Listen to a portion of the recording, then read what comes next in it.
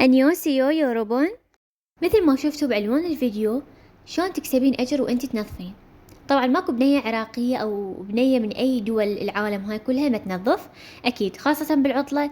فأنا راح أخليك وأنت تسوين روتينك العادي أثناء التنظيف تكسبين أجر هواية.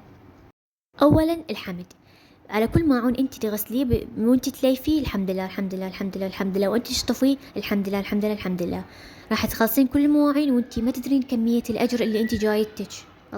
الصلاة على النبي، اللهم صل على سيدنا محمد وآل محمد. وانتوا تنظفون ضلوا صلوا على النبي، راح تشوفين كمية الأجر اللي انتي كاسبته بدون ما تحسين أصلا. انتي تنظفين مواعين عادي تتعبين وتضوجين وحارة، خاصة احنا بالعراق عندنا الجو يمكن بالمطبخ درجة الحرارة 150 لأن الطباخ مشغول والفرن وحارة والعصر، يعني احنا نتغدى أو الظهر يعني هيك وقت، فتصير الدنيا حارة. فأنتي استغلي، قولي اللهم صل على النبي اللهم صل على النبي اللهم صل على النبي.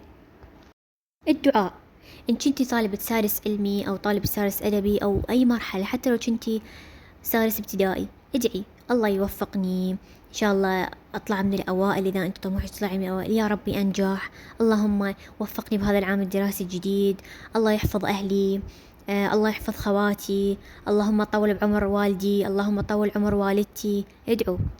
انتوا اعتيادي من تشتغلون بالمطبخ تقولون يا ربي حارة، بدل ما تقولون هذا الشي قولي اللهم أجرني من النار 3 مرات. بكل مرة تحسين نفسك بيها حرانة من الجو، مثلا طفت الكهرباء، طفت الوطنية، أي شي، قولي اللهم أجرني من النار. إذا قلتيها 3 مرات يومية إن شاء الله رب العالمين يبعد عنك النار.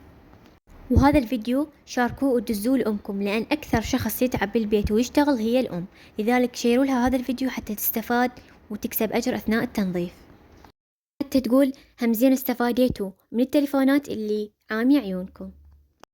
طبقوا النصائح اللي قدمتها لكم وشوفوا شلون راح تكسبون أجر هواية خلال التنظيف وخلال اليوم كله. راح توخرين نفسك عن النار، راح تكسبين أجر، راح تصلين على النبي هواية، ممكن إنه النبي محمد صلى الله عليه وسلم إنه يشفع لك بيوم القيامة وأنتوا تدرون بهذا الشيء. ولهنا حبايبي وصلنا لنهاية الفيديو، أتمنى تحطون لايك وتشتركون بالقناة، ومع السلامة. اكتبوا لي أي فيديو تحبون أسوي لكم إياه بالتعليقات.